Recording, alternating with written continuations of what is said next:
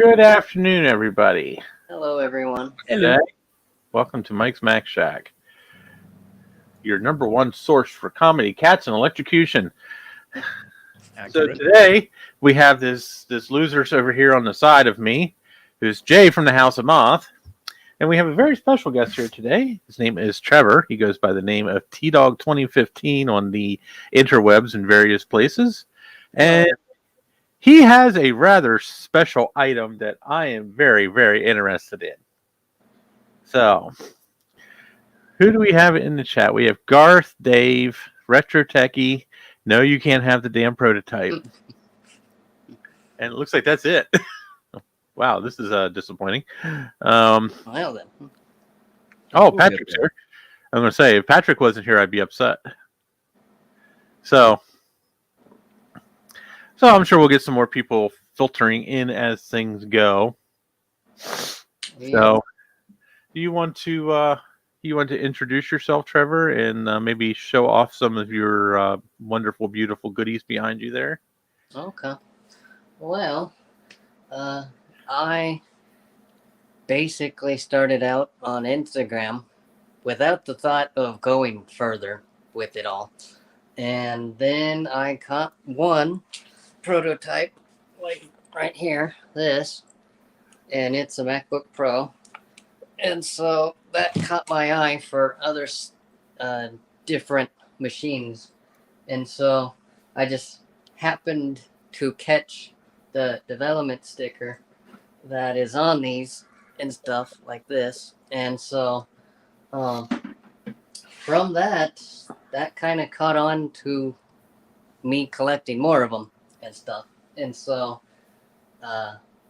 the G5 pretty much is now kind of like the second prototype I got. And then I got the Mac Mini and the ADC to DVI adapter prototype all at the same time at that point. So that's pretty much that. And then this is a Apple internal G4 that the people that are signed in on this thing still actively work at Apple. So kind of have to keep it on the hush. And then it has a ton of internal PDFs, schematics,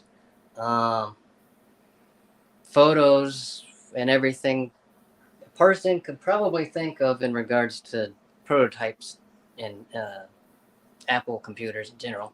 So, but yeah. So does it have Steve Jobs' QuickBooks file on there? No, it doesn't have that. No, bummer. Sadly. But it does. And speaking of Steve Jobs, it does have emails from him. One of the specific emails that I can come up with quickly is that it was an email made to the company right the day before the iPod was going to be unveiled. So it kind of has some Apple history. It has an email from 9/11 in Steve Jobs' remarks about 9/11. And then it has emails of the first Apple store starting up. And then just a bunch of other Apple internal emails and all that stuff. And who got really promoted to this and so on and so forth. So but that's pretty cool. That's pretty cool from a more historical perspective, you know.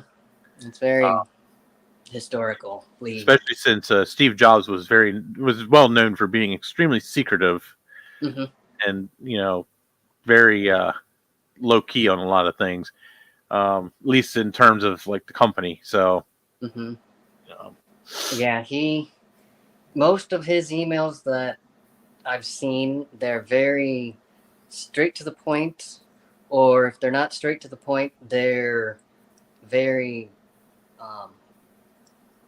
basic area, basic information, of that. Say there's an email about how Tim Cook got promoted to a different position within Apple. Then there's some that's like, one of them is an Aristotle quote and stuff. So his emails were very different, But in the end, pretty much, they were all about business. that's kind of how he kind of portrayed himself through his emails. Yeah, he doesn't strike me as the emailing random cat meme kind of guy. Yeah. Yeah, no, definitely not. So, and I've never met the man. I haven't even been in the same building as him. So, but Jay has. So, There you go. what? But So, yeah, pretty much about it in regards to this. This probably could be a stream in itself, almost more likely. But yeah, no. probably I can understand you not wanting to like put a lot of that information out publicly. Yeah, 'Cause it's that could more be, of a keep it on the down low. yeah. Yeah. The hardware is one thing, but yeah, I know they're, anything that they might consider a trade secret or even think remotely might be a trade secret, and even something that's 20 some odd years old, Mm-hmm. I'd definitely be careful because companies like that tend to get a little sue happy when it comes to anything that they consider a secret. Exactly. Especially Apple. Yeah. You wouldn't win the fight against that. Oh no. If they say that they're going to sue you, you might as well just say, "Well, which butt cheek do you want me to pay it out Here's of?" my wallet. Yeah, because Mm-hmm. they have their own. They probably have their own team of corporate lawyers on their payroll. So, Yeah. Probably. which a company that big almost has to. Yeah. I So mean, the G4 itself is just a stock G4. It's Yes. just everything that's on the drive that's internal, yes. right? Now, one thing that's kind of different about it is there is a hard drive that is pretty much built inside this thing like a tank, and I would have to tear the whole thing apart to get the hard drive out practically. Oh, Really? But because it's lodged, I don't know if you can see it, but it's lodged right behind here, and it's in a case. So yeah, they probably wanted to make sure none of the information left the building. They kind of That's failed. It's pretty interesting. Yeah, They probably never thought that the whole machine would leave the building. yeah, you're almost talking like a Tempest shielded hard drive. Yeah, It's in there. Now the only way I found out, minus seeing that there's 3 hard drives and you can only see 2, that's when the curiosity kicked in. But that's when I kind of looked up for it, and then that's where I found it. But wow. But yeah, it's interesting. nice. I mean, from what I can gather for just this, the person that'll remain unnamed, they worked with iPods generally, and then they got introduced into the Powerbook lines, and then at that point, then that was kind of where that person faded away, and then there's another person signed into this, and they were more the enterprise side of things, the Xserves and the Mac Pros and the Power Mac G5s and all that stuff. So, but yeah, That's pretty it's cool. quite an interesting thing. And then if you're wondering what is on the background here, that is the internals of a Powerbook Titanium G4. Oh, okay. I could tell. I knew it was a Powerbook, but I didn't recognize it, so I wasn't sure what it was because I've never torn apart. My specialty is the aluminum Powerbook G4, so I mean I have enough parts for those things here to build a couple. So, but that makes sense. So, Yep. So like there is I've posted pictures of it on my Instagram, and they are pictures of the whole entire insides. One of them is where it probably was an Apple Care case, as they call it, and it was where PowerBook had managed to get hot enough and caught fire. oh wow, So there's pictures of the charred remains and all that stuff, and from different angles down to like the chipsets. I mean, they tore that thing apart, So that's interesting. Yeah, that's something you want to figure out before it happens again. Yeah, definitely. yeah, and then there's there's another one where the person that probably brought in their Powerbook to an Apple store probably never realized it, but it was where the little rubber feet that were on the back of these and Yeah. stuff, they were prone to popping off, and since they were prone to popping off, people, I guess, thought it was enough to bring it in for maintenance, and Steve Jobs actually had to get involved in trying to figure out the logistics of how to get the Apple Care side within Apple stores to be capable of fixing them quickly at an immense amount of rate, because they knew that it was catching on as a trend. So they knew that eventually they would have to figure out a fix, which I don't think they ever found out a fix for that, but they just were like, buy extra rubber feet and keep them at the Apple stores, and then if anyone came in, bring the laptop in, they take 15 minutes or however long it takes to put it on there successfully, and then give You it back know the how laptop. Apple fixed those? They would take the computer into the back, grab some feet, grab some super glue, Hmm. and put them on. There was Pretty nothing, much, yeah. nothing sophisticated about it, just super Yeah. glue. Yeah, well, if you're spending a good extra $80 or more for the Apple Care program, they have to give you that experience, So, even though a person easily could have went to any hobby store and probably bought the feet and did it themselves, So, Yeah.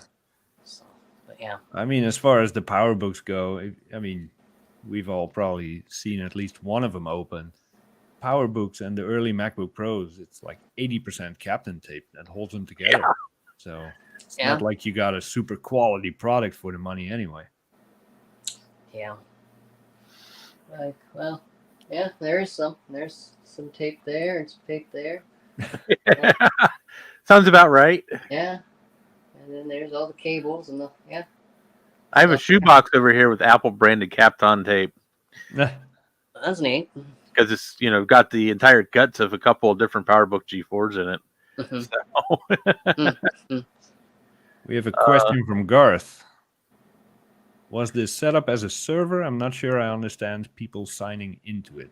Is it just the user accounts that are on it, or did it require a server connection? We're in one. There is one other account that was a personal person's account, which they, I think, used it as a personal computer once it got out. And I'm presuming they were one of the workers and stuff, and they used it as a personal computer. And then the side that is the more enterprise information and such, it was running OS X server for the time, and it's password locked, so the only way I can get through it is through this and just look into the hard drive from here. Right. But it could have been a server, but I'm not 100% sure. Awesome. So, well, I'm sure somewhere along the line, Jay can probably help you get around that password. yeah, because it more likely, from what I can see from the hard drive perspective, there wasn't anything on the home screen or anything like that. But outside of that, there's just all the files and the photos and the schematics and PDFs and PowerPoints and so. That's a piece of history right there. Yeah, and for $20, you really can't beat it. That's for sure. I would have bought that for $20. Yeah. Yeah. Well, the thing about it is, they initially wanted 40, and it was raining, so they were too busy putting stuff back into their car because they were at the flea market and they were busy trying to keep everything dry. And this was just sitting there, and so I was kind of in that place at the right time, and the rain kind of helped me out with that one, and I got it for half off. So Nice. yeah, I made sure to let it dry before turning it on or anything, because water and computers doesn't go together. So And And he has that's a sawtooth, right? Mm-hmm. Mm-hmm. So I wouldn't even be surprised if that has a redundant power supply in it. It might. I don't know. I don't think I can flip it around easy. I found out about those power supplies a few years ago. It still has just the one outlet, Mm-hmm. but the power supply internally has two power supplies. If one of them fails, the other one will take over. It's the Oh, neatest wow, thing really? ever, and they That's fit it all interesting. inside. that I've never box. seen that before. Yeah, That it's is very really interesting. cool. Different. Huh. That is very different. Mhm. And then also on the back of this, where the cards are, or the external cards, every single card on there has a different purpose. It has an Apple Ethernet card that's 10100, I think, or something like that. Then it has the graphics card, and then it has a SCSI card, I believe, and then a different video card that does S-video, composite, and some other form of video output. So, Huh. yeah, but Oh, that's interesting. yep. And then I have realized that on your prototype mic that the stickers that identify it are in a totally different place than mine are. Yeah, so mine is on the foot and is totally gone. It was gone when I got it. Mm-hmm. Because I have not cleaned, so I've intentionally not attempted to clean that off because I knew it was probably something internal. Mm-hmm. But this is all that's left. And then see, here's my development team stickers also on the foot, as is the FCC notice that this is not allowed to be sold because it doesn't meet. It hasn't been approved by the FCC. Mm-hmm. See, all yours is here on the actual plastic. See, mine's all on the foot.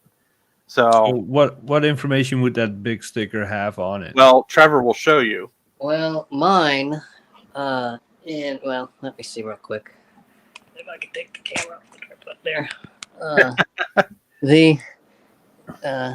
This basically lists anything internally for it, meaning it shows the hard drive and the size, what type of optical drive, what memory it has, the power supply, where it came from, the display size, fans, who made the bezels, and then the development sticker, and then this would have been the Medimax sticker, I believe.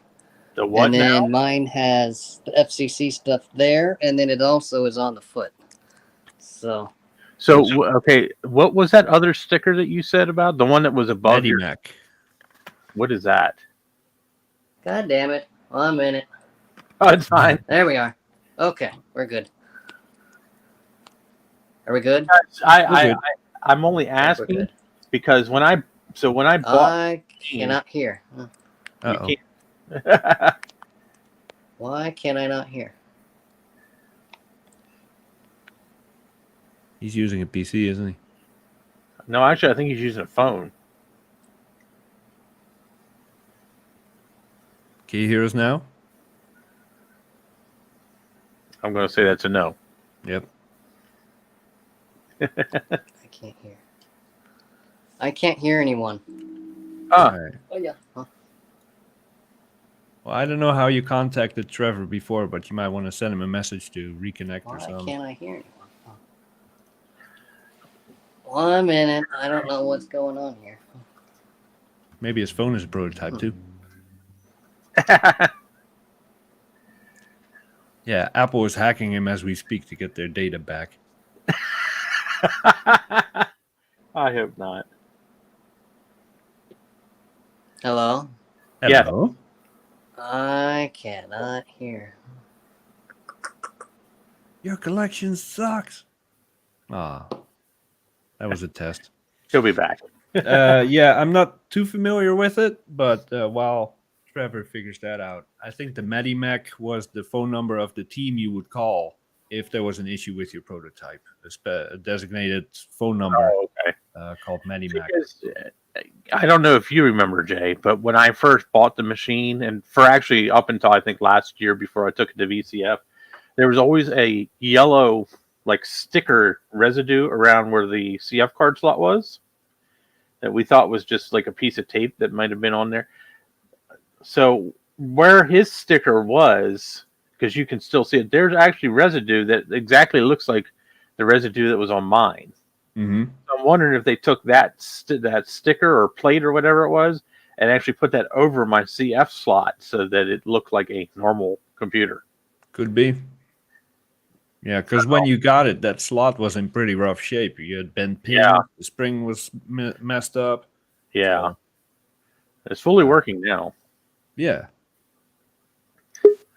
He's back. There you are. Can you hear us now? Yes, there we go. Awesome. That's okay. Have Shit. to mind the technical difficulties. No, that's okay. Okay, So, we're good now. so as Jay and I were just talking, so when you were showing the back of your iMac, Mhm. so where the MediMac sticker was that you were talking about. So when I first got mine, there was a yellow residue right around the CF SD card slot on mine. And there's nothing on it. It was just like this yellow goop that I thought maybe they might have put like a piece of tape or something over. And it looks exactly like what yours looks like where that sticker was. And I was just talking to Jay. I said, I bet you any money that they took that sticker and put it over the CF card reader on the machine to make it look like a normal computer.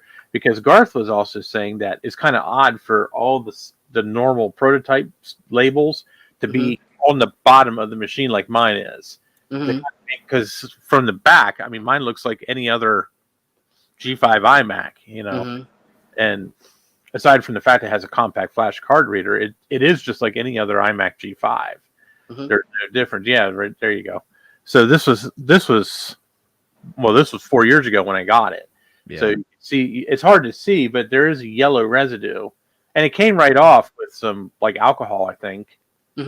So because I finally cleaned it off last year before I took it to VCF.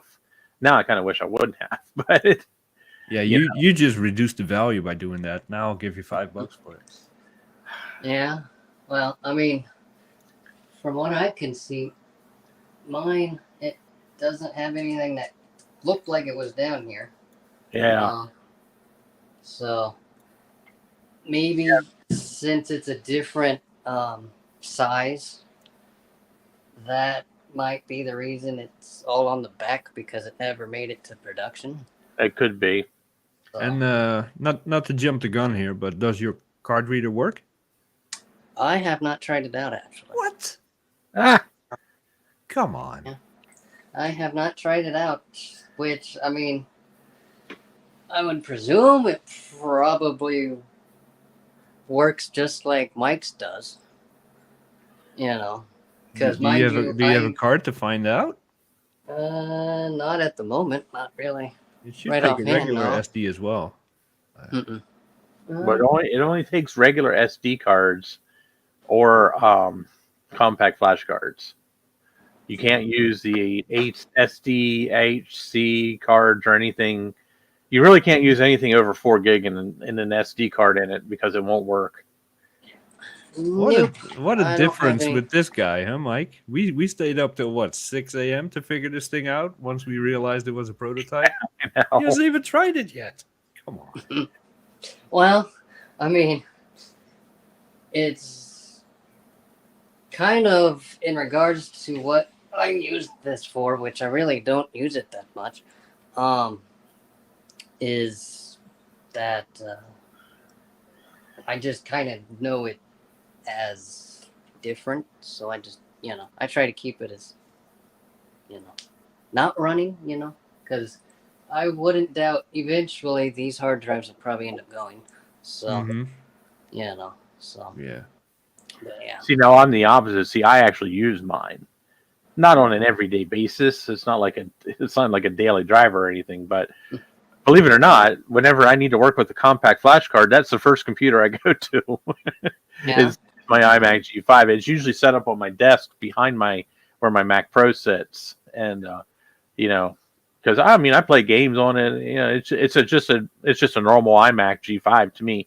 I've upgraded it to. I have an SSD in mine. I've maxed the memory out in it. I've taken all the boards out. I've dismantled it down to every little bit and piece and redid everything.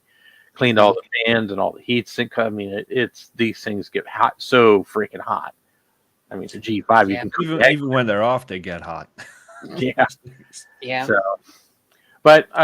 So in terms of like your specs, I've noticed that yours is actually slightly different than mine. So you have a 500 gig hard drive, a Hitachi, in yours, and then you also have a brand new LG display panel, which is kind of odd.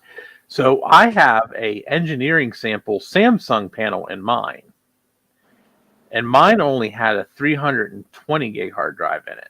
Mine was a Western Digital, which is what the stock machine came with. So that's what the retail version came with. So it's interesting to see that yours is a little different. I mean, it's not like it's a huge difference. What makes yours different is the fact that you basically have my guts inside your machine, which was never sold. Yeah. So this one makes yours a little more special than mine. And I'm kind of curious, if you ever do take it apart, I'm kind of curious to see how they did it. My guess is they probably had to cut the heat sinks down. Because, I mean, the board and everything is not that big, really. That's a great idea, isn't it? Use that hardware with smaller heat sinks. Yeah, exactly. Yeah. I would not try to play Unreal Tournament on that machine. Yeah. Yeah, something tells me it would probably get a little warm. Yeah. So I have a question here from Dave.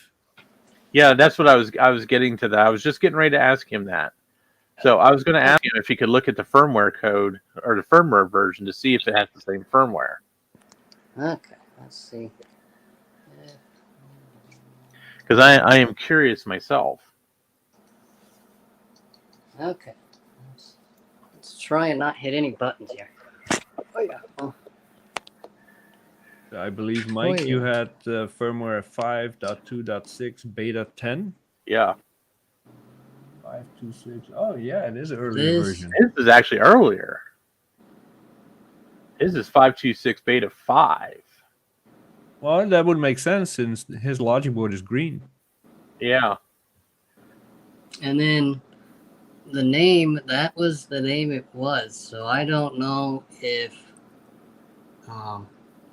Oh, wow. if that means any difference. But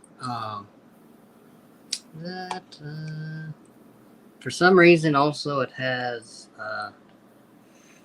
4 different one main one and then 4 partitions, and you can't get into the partitions pretty much. So That's weird. Ooh. yeah, I don't know why it has it partitioned out. And then let's see, hard drive.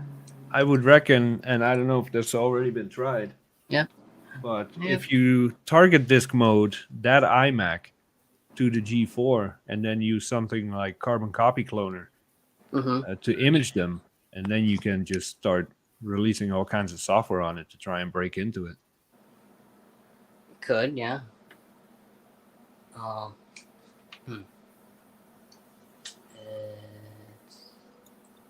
Either way, if I had all those machines, the first thing I would do is a full data recovery, looking for deleted files and all that stuff. There must be some goodies on there.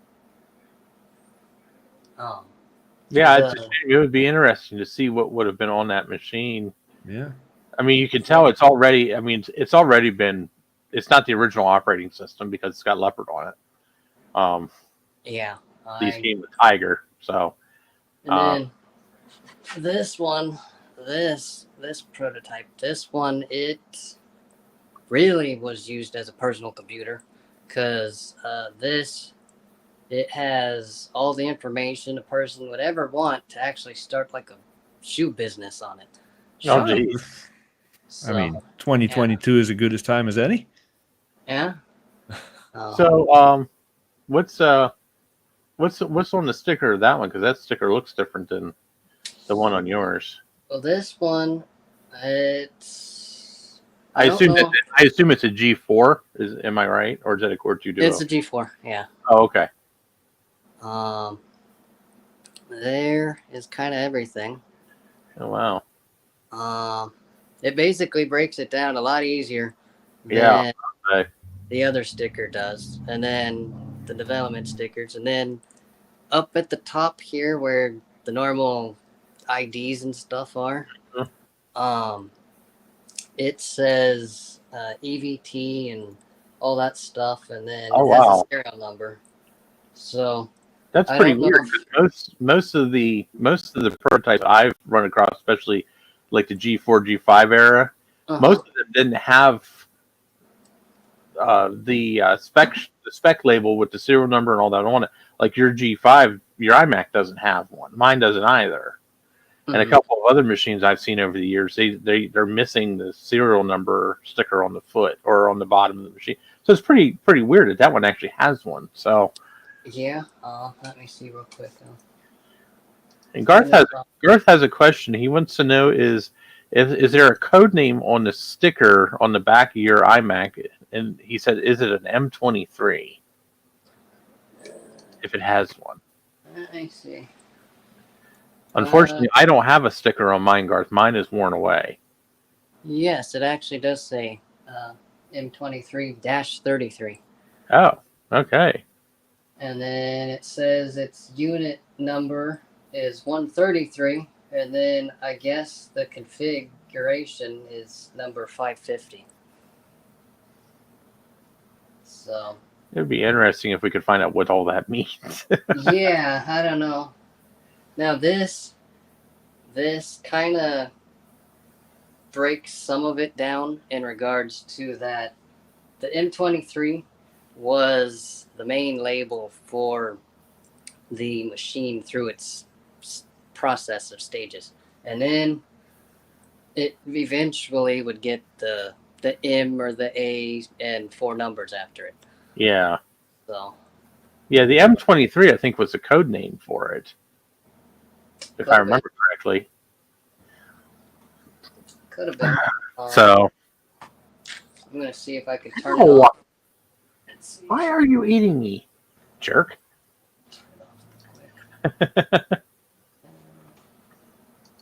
I'll show you what the foot looks like, because the foot, it also kind of has some differences to it. Oh, okay. It's a little different. Mind you, the only other thing that's kind of interesting about this, which I don't know why it does this, but whenever I shut it down, all it does is goes to that little spinning wheel and then never turns off. Mine doesn't either. So I just have to. I just have to. I have to do the same exact thing with mine. Mine doesn't shut down either. It's funny you said that. I thought it was just because of like a bug in the operating system or something. But now that you said that, mine won't shut off on its own either. You click shut off, and it'll go to the black screen with the pinwheel on it, and then it just sits there and it just sits there forever. It never actually turns off. It just sits there. You could leave it all day, almost kind of like that, practically. But, so it's kind of interesting you said that, because at least now I know that's not it's not something I ever did. It's just the way the machine is. yeah, it's kind of. Gar says it's more likely a mismatch between the pre-release boot ROM and the production OS. That's neat. So that makes sense, Yeah. Because there's liable to be 1 or 2 lines of code in the open firmware that Mac OS just doesn't know what to do with, because it was never intended to be there. Let's see if I can lay this down. Yeah, they're not very light, are they? No, they aren't. I have a copy of pretty much every macOS beta ever. Okay. So if you really want to figure out if it's a mismatch, you can always install one of those beta versions. We would have to figure out which one would be appropriate for the time and see if it shuts down then. Now, where is it? Let's see if I'm showing it right.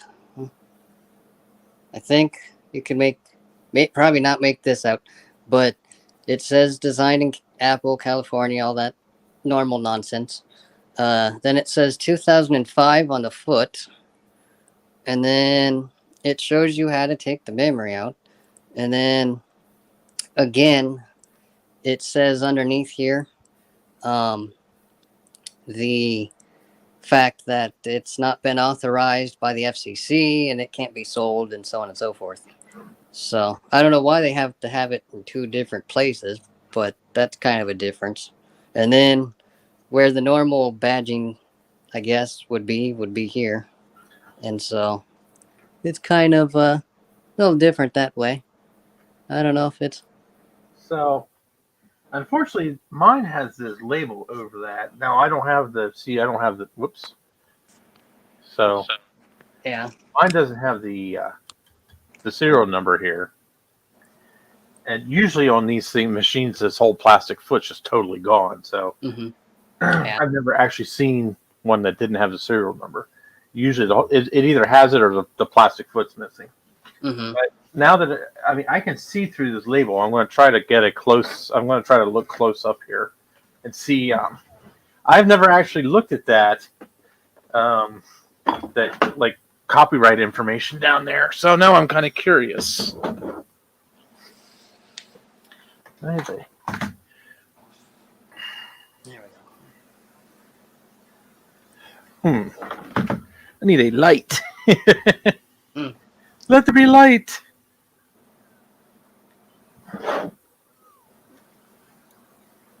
All I can say is you guys are lucky that you have the prototypes and not me. Because I would tear these things down to the board, figure out what makes them tick. They would not be functional today.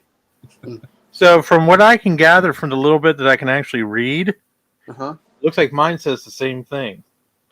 It has a FCC warning on it, or it has the warning on the bottom about, this machine may not be sold or traded because proper FCC authorization has not been obtained. Mm-hmm. So I've never really paid much attention to it, to be honest with you. I just always assumed that it was just the normal, because, obviously you see the pictures where it tells you how to upgrade the RAM. Every iMac has that. Mm-hmm. And so I just took with a grain of salt that the rest of it just normal Apple text, It's like, designed in California, made in China, yada, yada, yada. All rights reserved, software, within is copyright, Apple, normal BS. So. Yeah.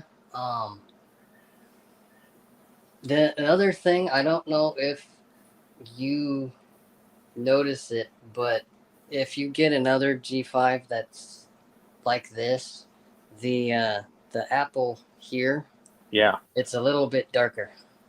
Oh, really? Like there isn't any coloring behind it, Huh. Like it's not, it's see-through, almost see-through. So Weird. yeah. The other thing, which if I want to pop the top off and take the top off of it, is I guess they were testing out different companies that were making the hinges that are up in the top there.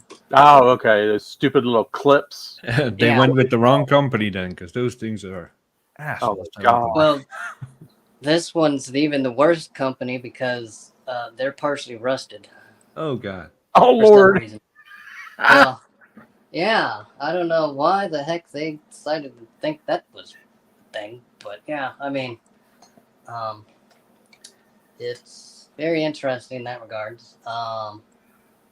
I did find out why the camera doesn't show anything.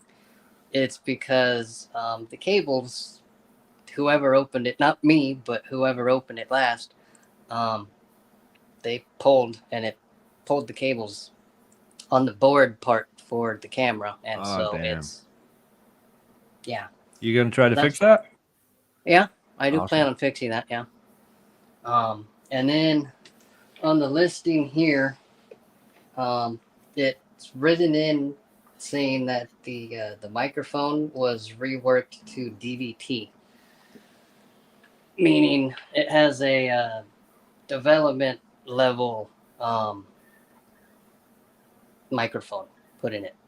Huh. So it's more Like final version. first version, Oh, first version. Okay. because the way I've learned since I've learned it through this, the way the prototyping stages, it starts with the pre-proto, then it goes to DVT, then it goes to EVT, and then it goes so on and so forth down the line until production. Okay. So, yeah. But that's a difference. Then, since the camera doesn't work up on the top in the center here, it lights up green. It doesn't light up like where it should up on the front. Yeah, I'm gonna say it should light up right in the front. There's like a little dot, like an LED that shines through the front of the case. Maybe it got pushed back or something. Yeah. Maybe. Or they're using that hole for the microphone instead of the That is a very good possibility. If it has a pre EVT microphone setup, it's possible that they might have had to do something to make the microphone work right. That's a good. I don't remember. I know on the aluminum iMacs and all the ones since, the microphone is up top. But where did the microphone used to be on the white ones? It's right next to the camera. On the front? Yeah. Okay. Yeah, it's There's right. nothing up on the top of these. Yeah, it's right here. All right. You can't see it, but there's a tiny little hole right there for the microphone, and then on the other side of the camera, which you can't see because you're not supposed to be able to see it, is where the green LED is. Right. That pops up when you actually activate the iSight camera. Yeah, I couldn't see that because your camera is a little washed out, Mike. The same thing you ragged on me for before we went live. You can see me. That's the difference. Okay. I can see you. So here's Garth. He says it's prototype, EVT, DVT, PVT, and there might be multiple builds / levels of each. Yeah. Garth, you really need to email me, dude. Yeah. If I would have known that you knew all this crap, I would have had you here instead of Jay.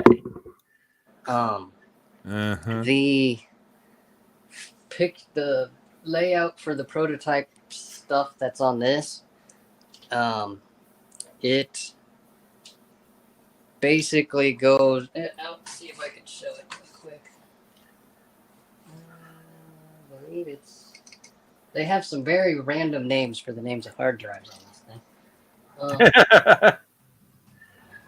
They're probably not as random as we think. They seem random to us, but they probably mean something to them. Probably, yeah. Like, let's see here. They have that icon for one of the hard drives. Then there's a normal one, and then this one is the enterprise one. So it's kind of different. But I didn't know that, Garth. I don't remember you telling me that. Oh shit! I wish I would have known that. You need to send him a link so he can get his butt in here. See this? Hey, Garth, if you want to join us, send me a text message at this phone number. Only if you want to join us. You don't have to. The M44. I presume that was the name for the prototype or the stage for the Intel excerpts, the slot loading ones. But it breaks it into different things about Apple Care for it, different documents, the engineering of it, the marketing, and so on and so forth. But it's very different how they were very specific on labeling everything. Because I guess the person that had control of this hard drive, I guess you could say, because everyone was all signed in different ways, I guess. Meaning, I presume various people could sign into this and get different layouts and all that stuff. I don't know that stuff, but yeah. So Well, I would imagine that at least the way it probably should have been done is none of the computers had a local user account. Excuse me. They all Yeah. signed in through Open Directory through a server account, and all the documents and everything would be stored on the server. That's how it Yeah. typically should have been done, so Apple can keep maximum control of the data. Hmm. Yeah. Um, it it this specifically says that it was in one of the buildings in um, the. If you look at the loop, the one to the right, I believe, of it, off the Apple Store, that's there. Mhm. So, because there, I guess from them, there is a total of 8 buildings in the loop, and they go through the name of IL and then the Yeah. number of the building. So, Yeah, those buildings were moved off campus after that. That's where I did some work, about a 10-minute drive away from the Infinite Loop. But before that, they did well. I guess you can call it in-house, but they kept it really close by. hmm That's cool. yeah, Garth says Building 6 IL6, his old building. interesting. Maybe his account is on there. You never know. Let's see what Garth had to say about Apple. I might. Let's see. Because we are now in the email. Mind you, I probably shouldn't show the names, but Well, it's okay. We can't see anything anyway, so you're fine. okay. Well, this is all the emails, and then the person, he broke it down from airports, the base stations, then different displays, the iMac, G4s, iBooks, early iMacs, the iPods, accessories to the iPods, Oh, damn.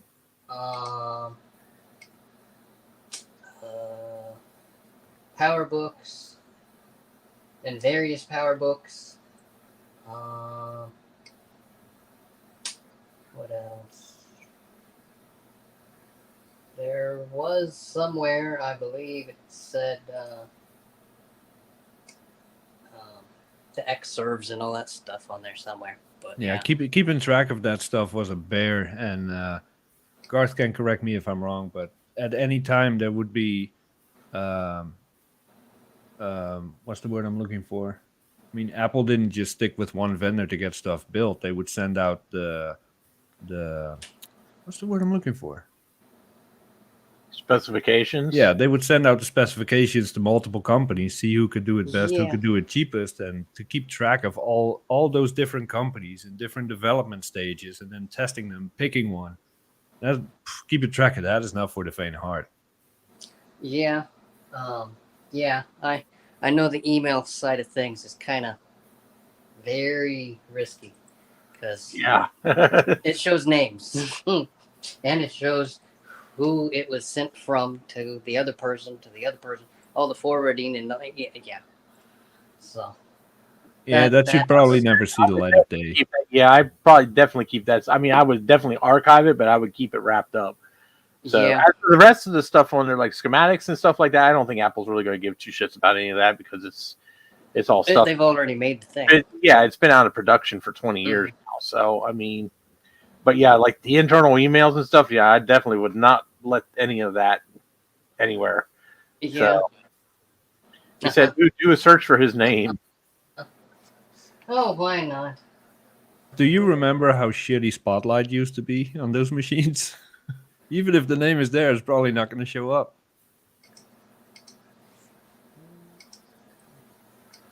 Okay. I want to look through all the.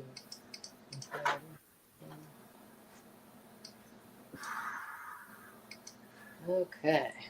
Where? He said search in the email app, not Spotlight. Well, it uses the Spotlight indexing. We're good.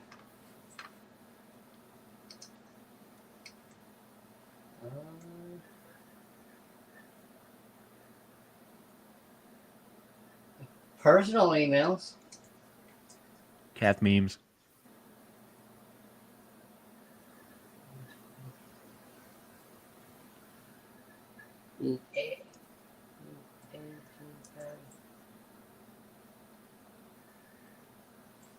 Yeah, I get. In regards to it, they say that there's 2 emails. Oh, wow. Yep. One. Well, I'm not gonna go into details about it, but I mean, let's see real quick.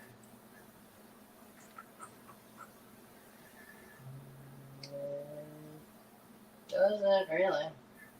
He is asking for the subject lines. The subject line. Have a wonderful Thanksgiving. How nice. Who would have known? Garth is a nice guy.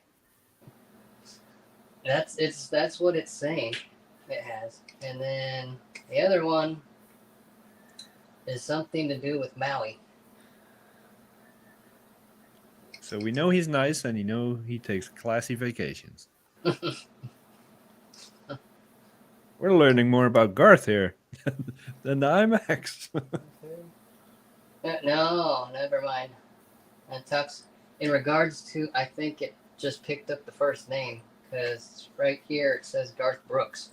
Well, you can do a search for Beagle at apple.com, he said. Huh? Yeah. Hold on a minute. Okay. That'd be funny. Check that. So, Garth, you are aware of the power supply I mentioned then, the redundant power supply in the G4 servers? As soon as I learned that those existed, I bought a few off eBay because I wanna tear those down and take a look. But that's pretty cool. So that was a prototype thing. That was never a production thing, Jay? Oh no, it was a production thing. Oh, okay. It's just that it wasn't really advertised.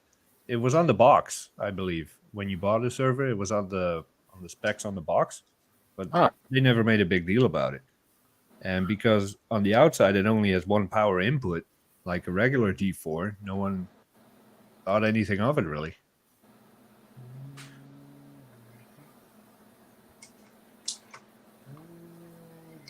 I am not. What? Garth is supposed to know these things. Well, maybe I'll do a live stream and tear. Actually, someone did a live stream, or it was an Instagram post. I don't remember. I might do a live stream and tear one down. So. Didn't find anything? No. Now, if I type in Steve Jobs, yes, there's stuff, and then there's those emails are more to everyone in the company. Yeah. Yeah. Very, very cool. Now, may I ask, what is... I mean, once you open them up, you don't really get them back together, so I doubt you've looked into that ADC adapter. But do you know what makes it a prototype? Well, let me see real quick. I'll show you real quick. Well, the thing that's probably I can't show the back of it because it has a business card, but it says the Medimac thing there. Then it says P75 EVT unit 55. And then it tells you the type of plastics it was made out of. Huh. And then on the back here, which I can't show because it has a business card for the senior audio engineer. Underneath it, though, it says prototype on it. Awesome. Etched into the plastic. That's cool. Yeah, you can prototype or not. You can never have enough of those adapters. I stockpile them. If I find them for a good price, I get them. One weird thing, though, about this is that every now and then the light that's here on the studio display, it lights up and blinks and flashes and then turns off And then, Oh yeah, I'd seen that earlier. I thought that was just the camera picking up something like with the light or something. mm-mm. I don't know. That might be the blinking might be a code for something. I presume, probably. Possible. SOS, help me. Mm, mm. Now, I don't want to drift off topic here, but like Garth is saying, I bet I knew that engineer. Wow, this is crazy. In my time at Apple, one of the coolest conversations I ever had was with one of the engineers that worked on the G5 That's team, neat. the CPU side of things. All the stories about how Steve Jobs were pushing them for faster, for more, and they couldn't do it, not without melt, all that kind of stuff. I would love to interview or have on MacYak or one of our streams just some conversations with these people. You included, Garth, just to hear some stories, because Mm-hmm. this is the kind of stuff that we all know the Apple history, but this is what made the history. These prototypes, these stories, these things. That's what The I really geek out about. the people behind it are always interesting. Yeah. I would definitely like to hear about the development and the reasoning and stuff behind the G5 because it's always been it's one of my favorite processors. So it's always interesting to see what they were doing and what they were thinking at Mm-hmm. the company level when they were using it. Because I mean, we all know it's just basically an off-the-shelf Power 4 processor, more or less. Because Motorola was having issues, and Mm-hmm. so it'd just be interesting to hear the whole deal behind the G5 debacle, I guess you could call it, because it really kind of was. Yeah. Yeah. And most of it is not typically flattering. I mean, No, when it's you're not. dealing with prototypes and tight deadlines and stuff, it Yeah. doesn't really bring out the best in people, No. especially Steve Jobs. Yeah. Those are the cool stories. There's a couple of emails that are on the more strict side of things Yeah. from him, and yeah, And there's They seem a like- weight behind his emails that when you read it, even if it's not addressed to you, you feel spanked just for reading it. Like, what just happened? yeah. I mean, the email that he mailed out to the company, I believe, a week after 9/11. That one specific email kind of has a lot of depth to it, because one, he still kept it about business, but then he also kept it in regards to how Apple as the company will help relief in New York, and stuff during that time frame and Right. such. And then the strict side is that he was saying that he was going to ramp up security for everything. So, Yeah. But then again, he was from his emails and from the way he portrayed himself, he was very centered on Apple, Yeah. Yeah. I mean, what's the word? Compartmentalization was his superpower. He rarely mixed more than one topic in an email or a conversation or an interview or so. And obviously, it didn't stop all these prototypes from getting out, but he tried. Yeah. There, I believe some magazine had written an article about him that he didn't like, and he emailed the company saying like, "Hey, who is this? Who uh, gave info? Type of thing. Yeah.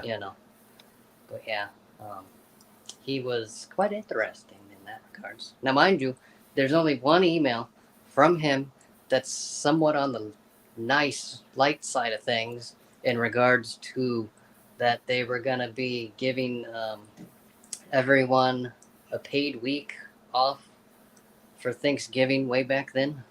Yeah. Or something like that. And he was like, kind of happy, I guess you could say, that everyone could actually finally just take a breather and rest, Yeah. from it all. So, but yeah. Well, I mean, negative stuff sells better. You know, there's if Yeah. you ask anyone, have you ever heard of Steve Jobs?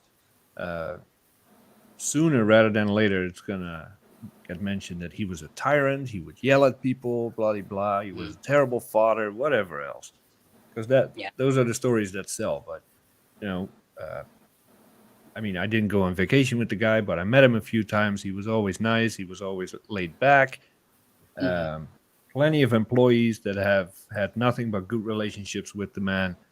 And yeah, if you want to run a company like that and build it out to what it became under him, yeah, you got to be kind of a hard ass. I get it, but he wasn't all bad. Yeah. Like, I think on Facebook or something I saw, there was a thing I saw where someone out here in California was selling a mid 80s, 90s Mercedes, and it was supposedly part of the company. It had a badge within the door seal that was branded Apple Computer, and then supposedly he signed the manual for the car and all that stuff, which he didn't really sign much. So, you know, Yeah. yeah. It was pretty interesting at VCF a couple weekends ago. RR Auctions was there, and they had a couple of artifacts on display. They had a German Enigma machine from World War II. That's Oh, neat. wow. Big chunk of core memory from the Apollo space program. That's cool. And then they had a check from Apple Computer to a vendor signed by Steve Jobs for like $70 for something. I don't even know what it was for, but it was pretty interesting. It's like they got an Enigma machine, they got a big chunk of core memory from a mainframe computer from Apollo, and then they have a bank check. It's like, and then you look at it and say, oh, wow, this, and it was from the very early days of Apple Computer. Yeah. When, there was only a couple of them, Mm-hmm. and it was for, I think the guy said it was for like some components or something they needed. So it's like, Yeah. it's like, oh, pretty cool. Yeah, I make Yeah. plenty of jokes about, hating on the beige stuff and, all that stuff. But I do think the history of it all is super important. Like those prototype Macs, I know you guys have prototypes. I know there's, I don't know his name, Pap, Bob, whatever. Some dude that's really into prototypes. That app, yeah. Yeah, and I know that a lot of people, once they get a prototype, they hang on to it and they don't share with anybody because of, could be legal ramifications, could be personal stuff on there. But as long as it gets imaged and preserved somewhere, because like you said, those hard drives, eventually they're going to fail.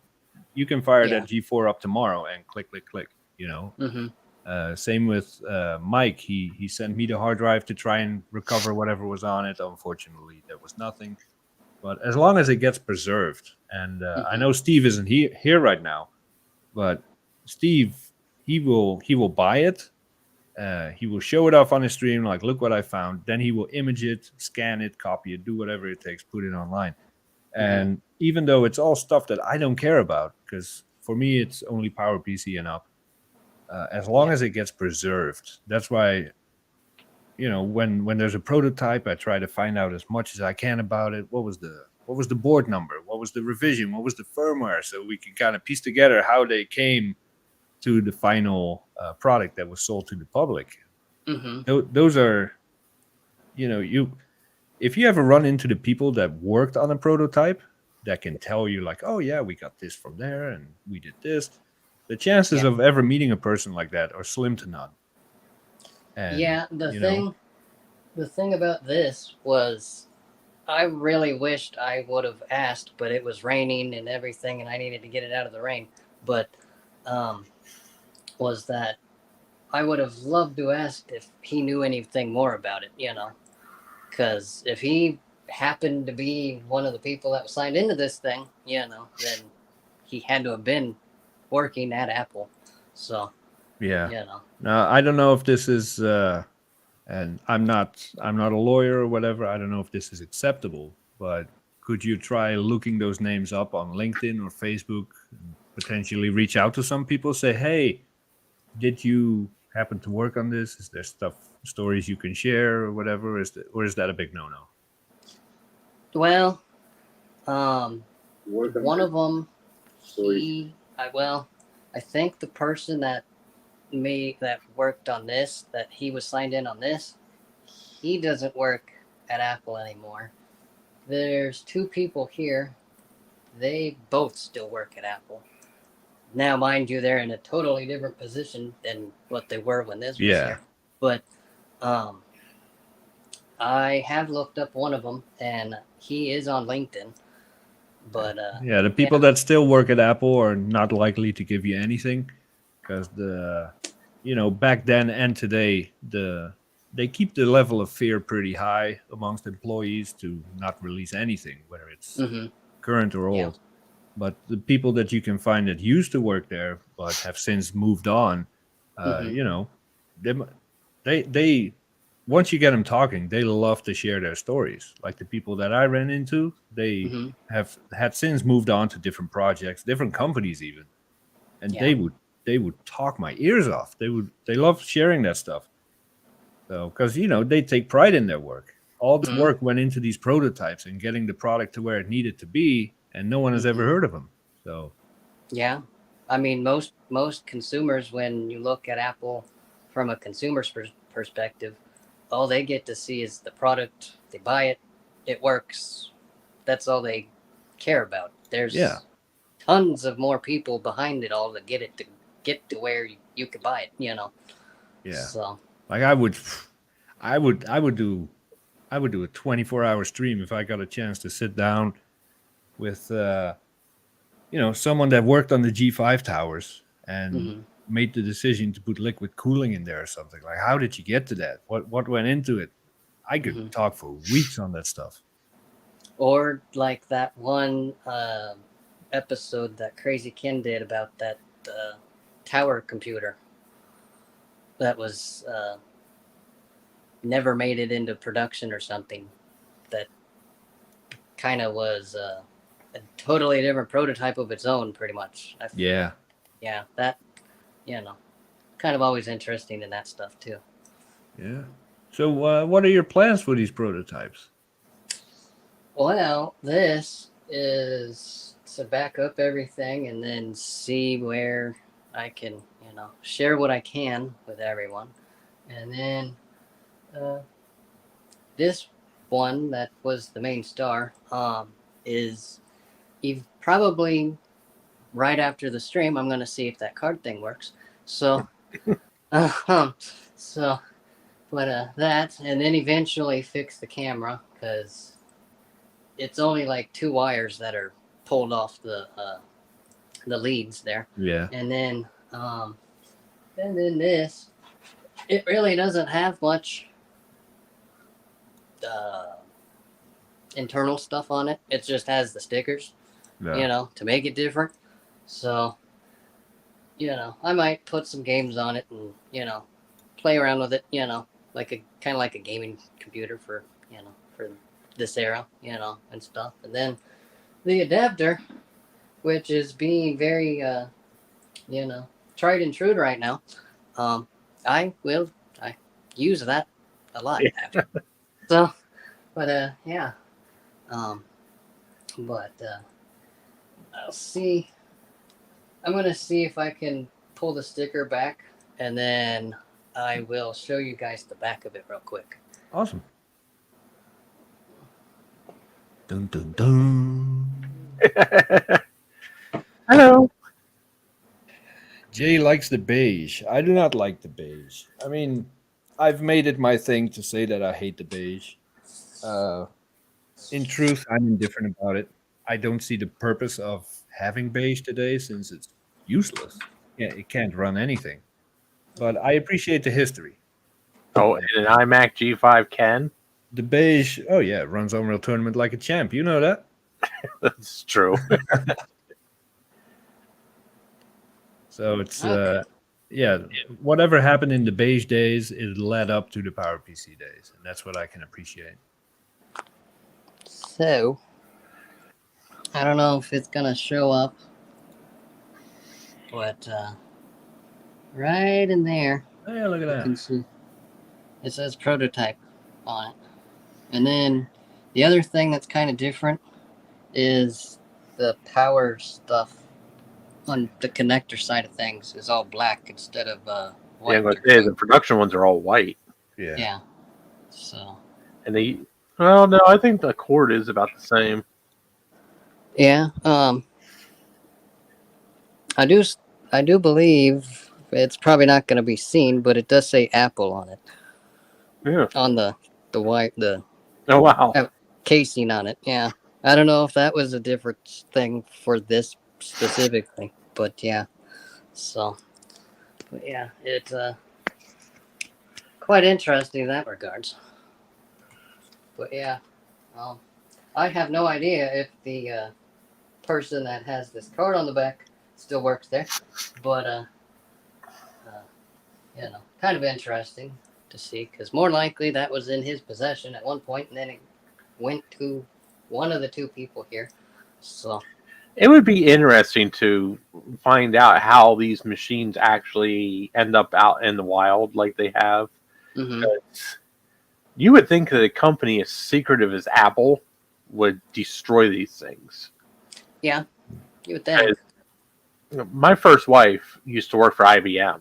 Okay, she was an engineer for IBM, and she worked in the POS division down in Baltimore, and they were meticulous about destroying anything that could even. It didn't matter how tiny it might have been.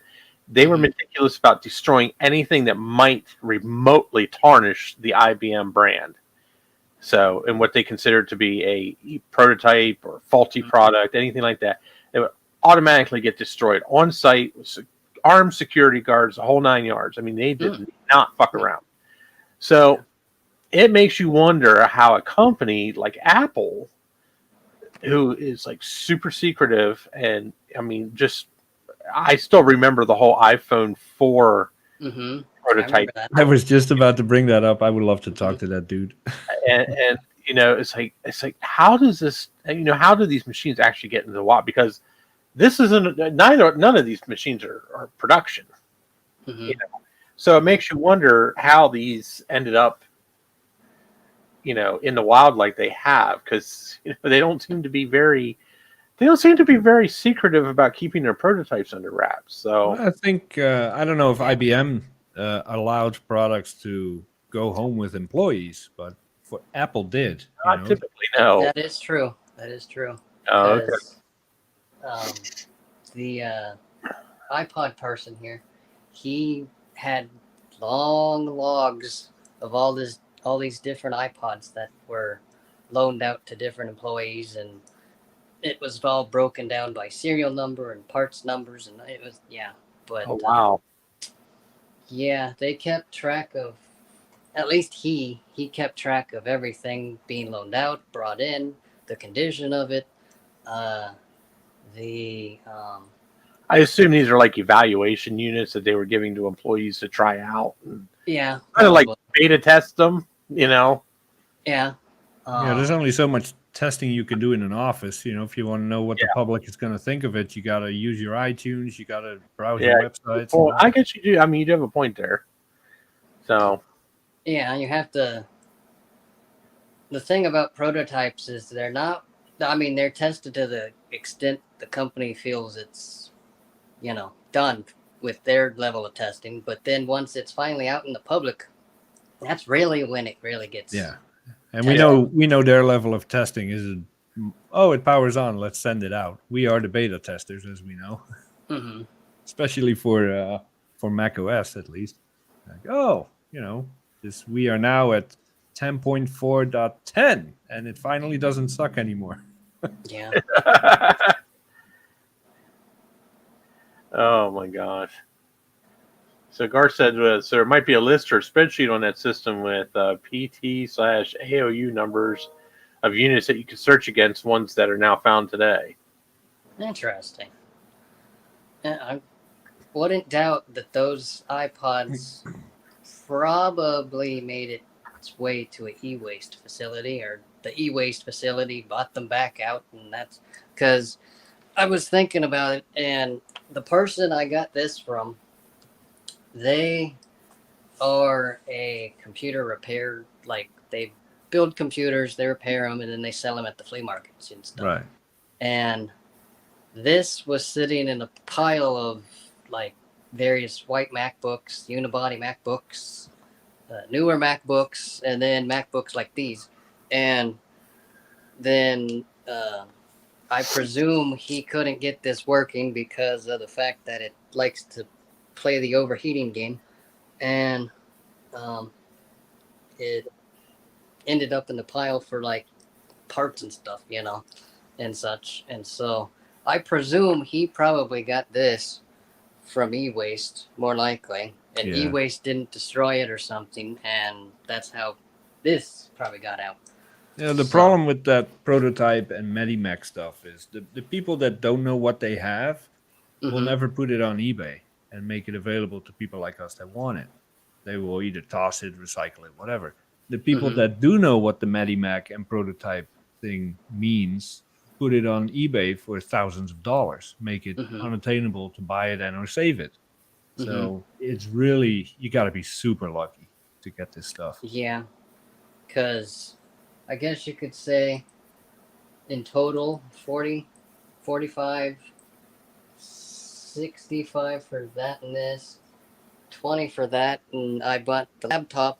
Mind you, at the time, all I knew was that it had the development sticker on it, and I thought it was gonna work, and it was only $30 because he knew it didn't turn on, and so Right. he just was gonna give it away for parts at that point. So in total, I would say if a person that knew what they had was able to list it back all up, they could list it for thousands. Yeah.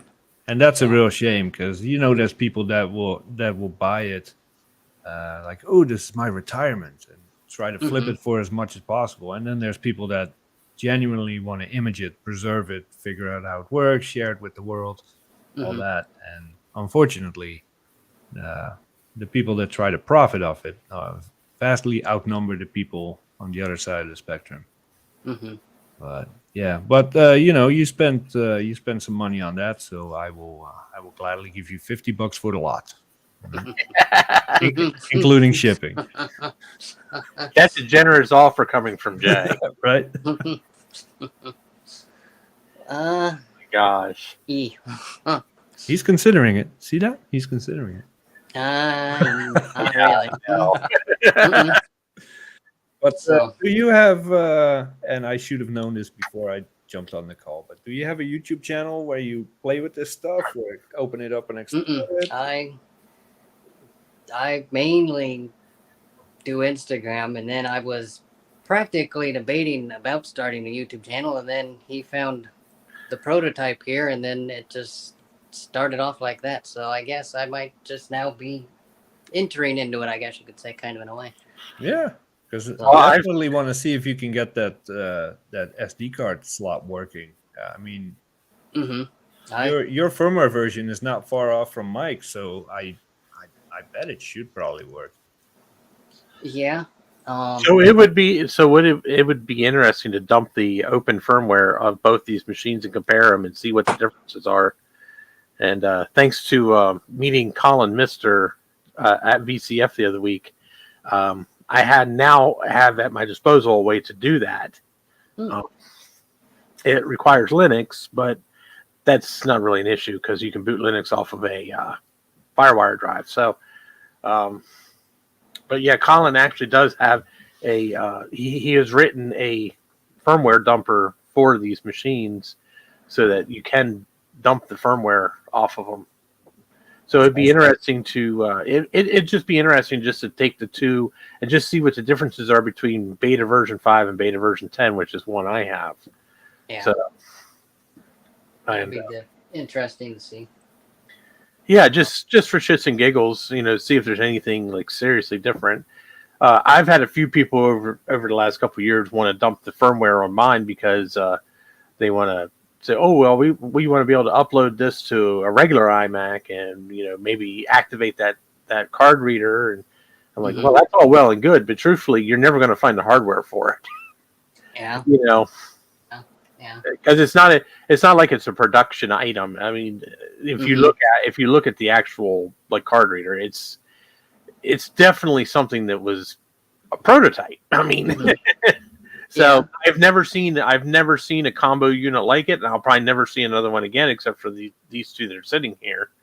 So, but would have been interesting if it did make it to production, how they would have promoted it, Yeah. Well, at the time with what was it called? iLife and what was the thing where it would pull up your music and stuff with the little white remote? Not photo booth. Front row. Yeah, front row. I mean, people were really getting into the digital photos and all that. That card reader would have been one hell of a selling point. Yeah. Yeah. Yeah. And it's surprising because these machines came out in 2005, and you figure in 2005, I mean, digital cameras were really taking off. Camcorders were still using tape, but they were digital. But the newer ones were digital, which is one of the big things with the FireWire on the Macs. And of course, you had MP3 players and stuff like that. Now, of course, the iPod's different, but there was a lot of flash-based MP3 players back in 2005. So it's kind of interesting that Apple didn't actually try to make a working version of the reader in any iMac, because they didn't actually add a SD card reader to the iMac until 2009. Or 2000. Yeah, 2009. I'm betting that the hang up here was probably the compact flash, because SD is a lot easier to integrate than the whole compact flash thing. Yeah. And as they were kind of going on that trend of making things thinner, that probably didn't help much, because having that amount of space on the side of the computer probably wouldn't have been pretty structurally. Yeah, it probably broke way too often. Because you and Mike, it's a prototype. You are careful when you put a card in there. If this was in someone's living room with a 10-year-old jamming cards in there, ripping them out at an angle, it wouldn't have survived for over a week. Yeah, well, the SD card reader on mine is so finicky that you might as well just say it's unusable. So, and I don't, because it's just such a finicky thing to put a card in it and actually get it to like stay connected in there. Yeah. And I think it's just the way that the mechanism is designed. It's not a good design. Right. Yeah, because compact flash cards I have no issues with. They work perfectly. Yeah. So. Might be worth checking to see if maybe some of the pads, some of the pins are disconnected from the pads, not making proper contact in there or something. It's possible. Truthfully, the thing is useless as an SD card reader because it can only read standard SD cards. Who in the hell has standard SD cards around? In 2022, I don't. I have one, and it's like 512 megabytes. So the SD cards that it reads are practically useless. Yeah. But now the compact flash reader, on the other hand, I find that extremely useful. And I have not run into an issue with a single compact flash card in the thing. I have a 64 gig Ultra DMA 500 or whatever, some real fancy one I just got last year. Works perfectly. And it's reasonably fast too. I mean, it's USB 2, so it's limited by the USB, but so. But interesting tidbit here from Garth, which, I don't know anything about it, but it sounds completely plausible. Yeah, issue. Judging from the design of the device, that doesn't surprise me. Do we know how much? I've never used compact flash, so I have no idea. But do you need a fair amount of power to to power those cards and read them out, or No, Hmm. 5 volts. I mean, they're used in cameras. They're still used today. Compact flash is still widely used today. Yeah. You Well, know, what I wonder about these things is how long were they playing with this internally? Because without too much detail, I was at corporate in 2012, working on the team for the camera of the iPhone that came out in 2015. You know, the internal testing is so far ahead of what we have on our desks and in our pockets today that how long were they playing with this SD card reader? Was it a G4 thing? You know, that's what I would love to know. The if you think about it, the iPhone 10 was being designed and worked on while Steve Jobs was still alive. You know, if I'm not mistaken, I believe he was a part of it, or at least saw part of it, or so. So it's interesting on how quick technology constantly stays ahead of itself. Yeah. And just keeps rolling. And just to be a fly on the wall to hear about all the ideas that never actually made it, whether it was prototype or something else, like holographic keyboard or some crazy shit like that, would be awesome. Yeah. Like in the emails there's like it specifically within relation to iPods and stuff, the accessories. More than likely, the people that were in the teams for iPods and changing the looks of them and making them thinner and smaller and all that stuff, they probably already knew all the accessories about it while they were making the thing. Yeah, I'm sure, and I can prove this, of course, but I'm sure there was the occasional leak of a prototype or some schematic to Belkin, or to make sure. Because how else are they going to have all this stuff available 2 days after a new product is released? I'm sure they had deals going back and forth, like, hey, we're about to drop this new iPod Mini. Why don't you make a speaker for it, or an FM tuner, or this and that? Yeah, or like for the iPhone, the phone case market. Yeah. They had to know what the phone shape was before they could even sell the case, because they had to know the dimensions and all that stuff. Well, that's what the licensing department does, because that stuff is all supposed to be quote unquote licensed from Apple. Like you guys, you're talking about. Well, how does this company know about how to make a speaker? Well, I mean, like iPod docks, that's all proprietary technology that has to be licensed from Apple. So I'm sure these companies, especially like companies like Belkin, they were real big in the iPod era back in the 2000s. I mean, hell, like half the crap that was available for was all made by Belkin. That was all stuff that they licensed all that from Apple. They paid Apple money. Apple gave them, it's like, here, this is the 30 pin. This is the design of the 30 pin connector, on the bottom of an iPod. It's like, this is where you get the connectors to go onto your device and what each pin does. And from there, Belkin can figure out what the hell to do, that's one of the reasons Apple's still sticking with Lightning, because every time somebody makes a Lightning, anything that has a Lightning jack on it, bam, money for Apple, because Apple has to license it to you. I mean, I have no problem with Lightning, except on my iPhone. I don't if either. I didn't have a problem with the 30 pin connector either. It was kind of annoying because it only goes in one way, but Lightning is fine. I have no issues with it. I basically consider it a reverse USB-C, and truthfully, I actually think it's better than USB-C in terms of connectivity, because there's a lot less to break.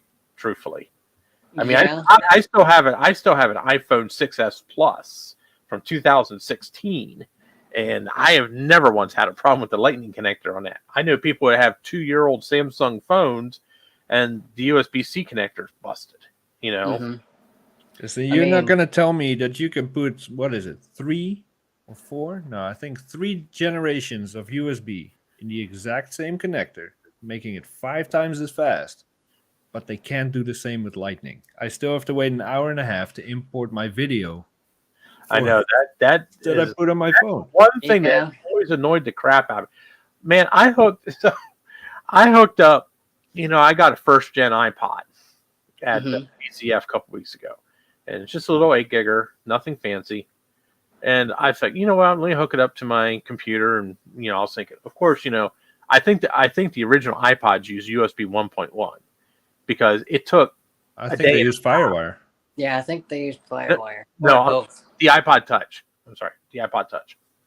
So, and I think that they use USB 1.1 because that was so freaking slow. I hooked up a third gen iPod, 30 gig model, and that thing synced all my music in like 2 hours. It's like, yeah. And I'm thinking, it's like, the iPod, the 30 gig iPod was about as fast as my iPhone 10 in terms of syncing stuff. And it's like, the other thing, this phone is 3 years old, and you can't tell me that there's no way it's using USB 3. And I'm lucky that I shoot in 1080p. You got people like Steve and plenty other people that use the phone as they should to shoot in 4K. Yeah, I don't even want to know how long it would take.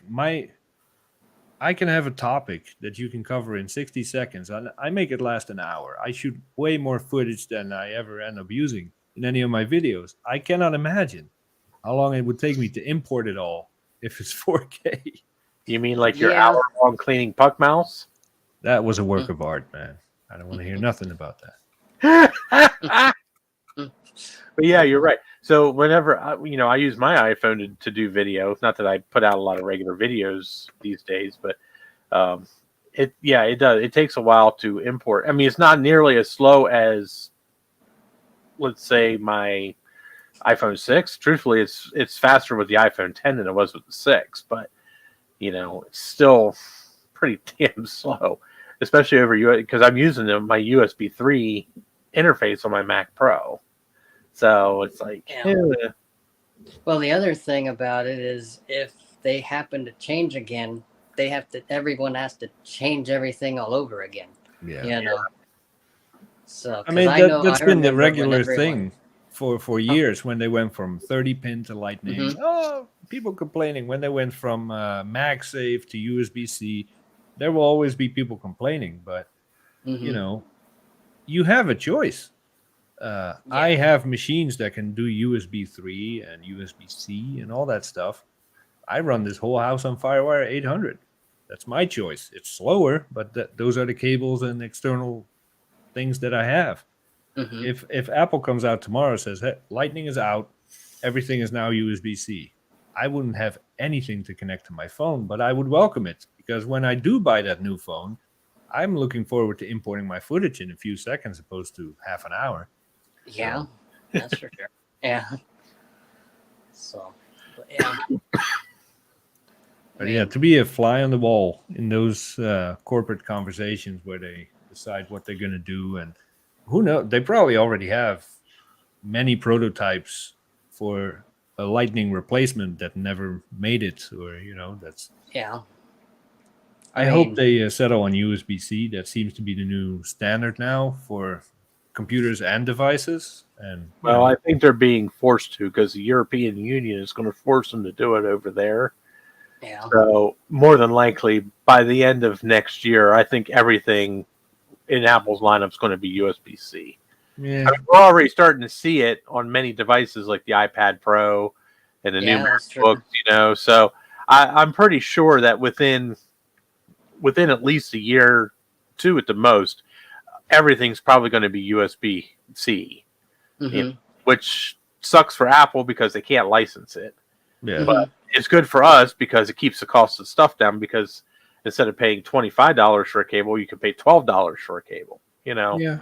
And USB-C is a worthy successor. European Union doesn't force Apple to do anything. If the European Union says you must now use USB-C, and Apple says no, we're not doing that, and millions of customers are going to start rioting, European Union is going to say, okay, you do whatever you like. They're not as intimidating as they think they are. Well, yeah. Well, I mean, if you throw enough money into a certain situation, Yeah. things move. Yeah. But if you really think about it, so since 2007, Apple's only had 2 cables. Okay, which actually, if you really go back to about 2001 ish, when cell phone, or well, I'd say probably maybe 2005, when cell phones started using a more standardized charging system, which was USB. Mm-hmm. There's been 5 different USB standards on phones. So, and there's only been 2 on Apple devices. There's the 30 pin, and there's still the Lightning connector. And you can still buy 30 pin connectors or cables. I mean, they're a little harder to find, but they're still around. And Apple today even still makes a 30 pin to Lightning adapter, even today, which I think is amazing. Until they run out of stock in the warehouse. But so we're due. We're due for an update on the connector. And it's probably going to be USB-C because they're probably going to be pressured into using something like that, and they're already starting to use it. Yeah. Yeah. Or Sodium is right. if they go wireless with phones. Oh, I hope not. I hope not. Yeah, no. Call me old school, but I prefer wired connections wherever I can. Yeah, me too. So. Yeah. I like wire. I do. I have to admit, I do like the wireless charging, and I do use that. But I don't use wireless anything else on my phone. I mean, if I need to transfer data, it's getting hooked up with a Lightning cable on my computer. So, and yeah, Zodium's right. There's so many different things going on with USB-C. It's like I still don't fully understand because I don't have any of the hardware, so I've never looked into it. But USB-C can be Thunderbolt, but Thunderbolt is not necessarily USB-C. And dude, I don't even know. Yeah. Yeah, it's very confusing. So, and that's another thing I like about the prototypes. No one, or not that I know of, no one has a 2019 Mac Pro prototype with USB-C and all that. All the prototypes we have all the connections that we love. USB, FireWire, that makes it even nicer. If you ask me. Yeah. And normally, unless like the iPhone 4 situation, normally they don't make their way out to the public until it becomes either useless or slow enough to where there's so much newer things that, like, why bother, So. Yeah, and in that regard, if that G4 behind you would be a 2019 Mac Pro prototype, we wouldn't be talking to you right now because you would have SWAT all over you. So it's better to keep it with the old stuff. Yeah, because this prototype here, this is the newest, I guess you could say, since it's Intel, So, right. But, Yeah, and just hopefully, 10 years from now, we'll be playing with the prototype of the Mac Pro and, the MacBook Air and all that stuff. Well, that's I'll the keep my one. eyes peeled. Huh? I'll keep my eyes peeled. Yeah. Same Well, here. that prototype Mac Pro that I had a chance of getting, I didn't have the cash at the time. He wanted $500, but I regret that a lot. Probably gone now, but Yeah, or someone like us has it. They don't know that they can share. The community is here to share about it, yeah. So, Well, if I ever find a prototype, I will share it. I mean, and then I will probably sell it. And there's people, because you can have one prototype, and that's fine. You have a prototype; it's really cool. You're proud of it. It's a conversation piece. But if I were to come upon a prototype now, today, of an iBook or a MacBook Pro, unless it's the one with the SIM card, I'm keeping that. Then I would rather play with it, tear it apart, figure out how the board works, what they did, and all that stuff, and then sell it to someone that already has a prototype, so they can either add it to their collection or, grow the collection they already have. Because for me, having one prototype would mean that I need more. That's how I ended up with a basement full of X-Serves, and I can't risk that because that's a very expensive hobby. Yes, So, yes, it is. Yeah, Jay, you can't even afford to turn the damn X-Serves on. I did that. Did you even tell Trevor about your X-Serve farm? No, they're not prototypes. He doesn't care. Well, I mean, my X-Serve isn't, but I mean, yeah. Well, see there. His X-Serve's not a prototype either. Jay has a whole render farm in his cellar. Good heaven. That must be noisy. Oh, yeah. It hasn't actually rendered anything yet, though. That's why I still have it. The software needed to make a cluster of X-Serves do anything useful is either prohibitively expensive or unobtainium. So until I can do the actual render test, they just sit there looking pretty. Once I do that test, I'm going to sell them all off because I don't need them. But yeah, that might be a few more years. So he powered all these things up one time, and Ohio Power and Light was at his door trying to figure out why the hell there was a power drain across entire southeast Ohio. I'm just surprised that my wiring held up. This is a 100-year-old house. Yeah, that is a lot of power. So how many processors is it? You said what, 7 cluster nodes and plus the X-Serve itself, right? Yeah, all the cluster nodes are dual CPU G5s. Just the G5 cluster nodes. That's 14 processors. Yeah, I think I did a test because I can hook it all up. I just can't run the actual cluster test. And I have a screenshot somewhere. I think I was at 35 gigahertz total power. I just couldn't do anything with it. So. Yeah. Alex says, how many watts? Well, let's just put it this way. It was a lot. Did I measure that at the time? I don't think you did. No, I just fired them on. You fired them up because you wanted to see, one, see how loud it was, and two, you wanted to see if you could even do it. Because I remember you were. I told you to flip them all at one time. You're like, no, I'm going to do this bit by bit. So you turned on. I remember you started turning on the cluster nodes one at a time. Then you fired up the actual G5. And I remember it was pretty freaking loud. And your phone was probably, because I think you were using your phone. I think you were. I think your phone was actually like compensating for the sound. Sounds about right. Yeah, it was probably breaking the microphone. But yeah, it's actually kind of fun. I don't know if you ever put that on your YouTube channel or not. I don't think you did. I'm not sure. I did another test with all the cluster nodes because I had to run it to set it up to install all the software. So I'm sitting here at my desk at the time, a different desk, with a Powerbook G4 because I wanted to use the smallest Powerbook G4. It was a 12-inch to basically command such a giant cluster of stuff. So I'm sitting here, the cluster running in the basement, and I could just hear the electric meter outside going.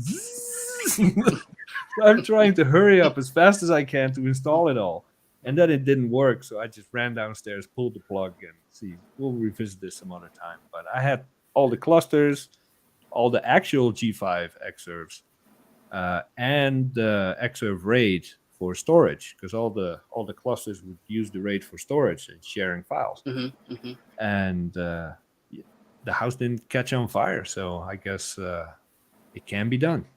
Yeah. I don't know if you've ever seen, I think it was some university in California that had that giant hall full of PowerMac G5s that they used, some kind of university. You ever seen that photo? I might have. What? I think it was in Berkeley, I think. Probably. It was a wall, probably about the size of a basketball stadium, probably. Let me see if I can find that photo. I think.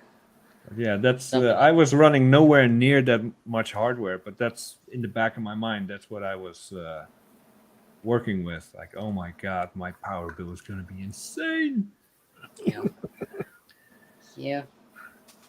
See if I can find the entire neighborhood. Probably its entire neighborhood of lights was probably all dim when those were all on.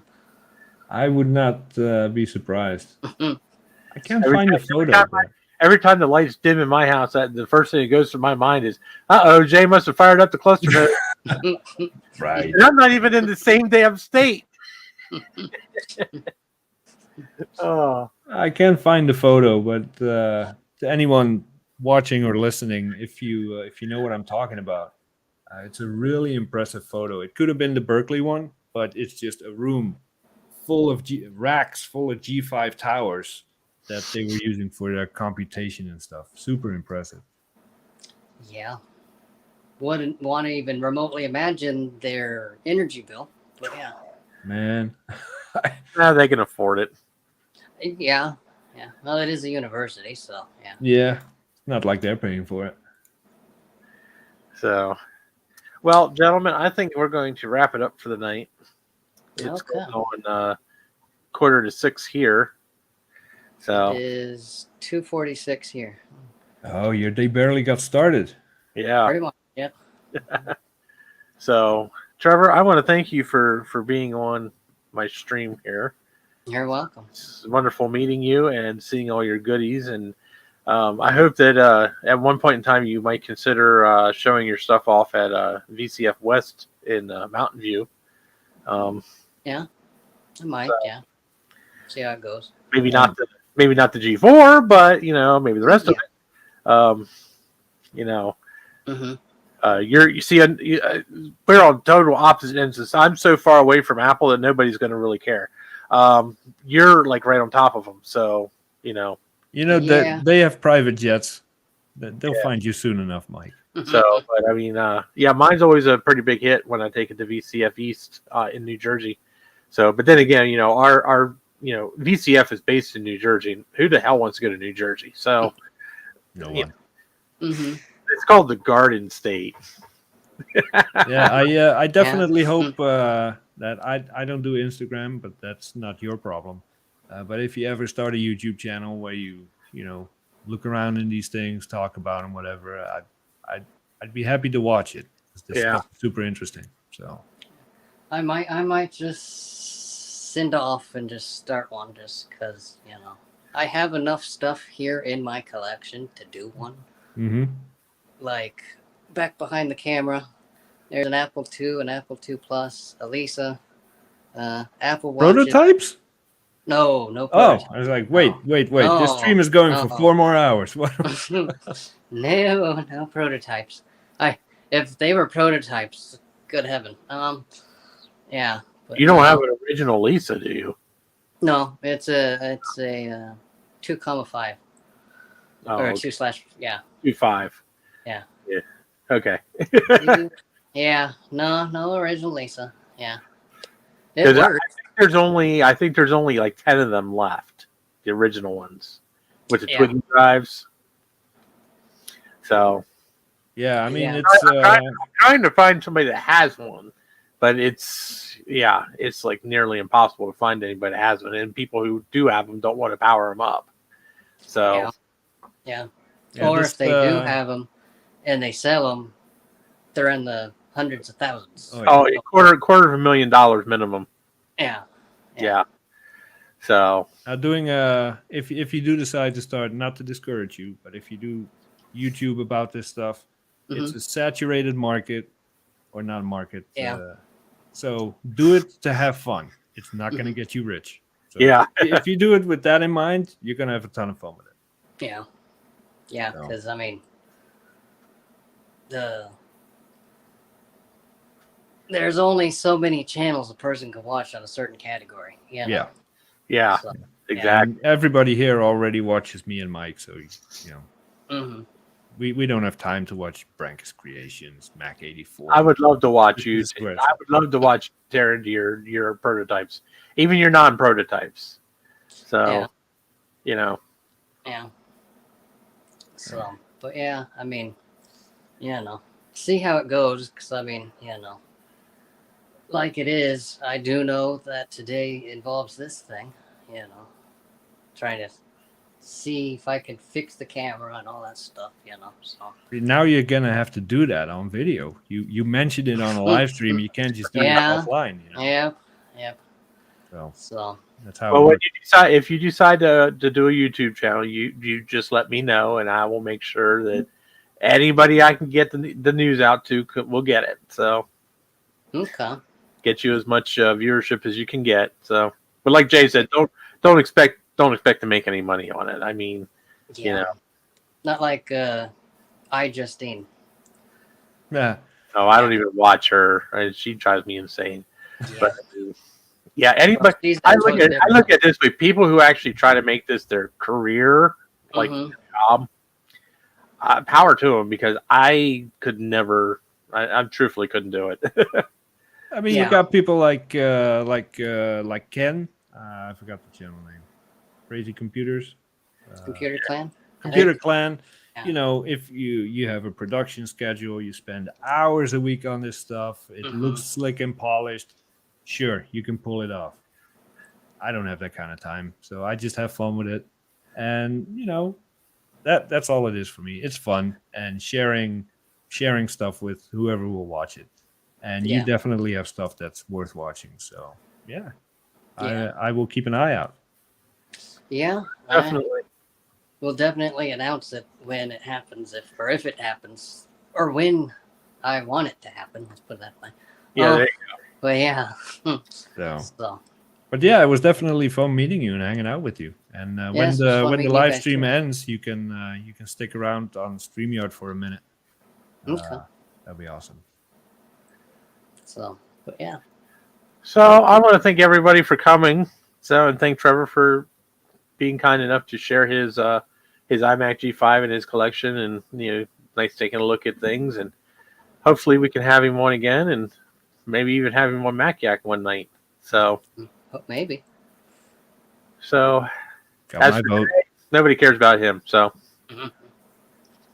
I have PC now. yeah, Jay's defecting to the dark side, so he's not Yeah. ported. Yep. So thanks everybody. We'll do this again Yes, next week. thank you, everyone. So, and keep your eyes peeled for Trevor opening his YouTube channel. So Yes. enjoy the rest of your rainy weekend if you're on the East Coast. Have a good one. Bye.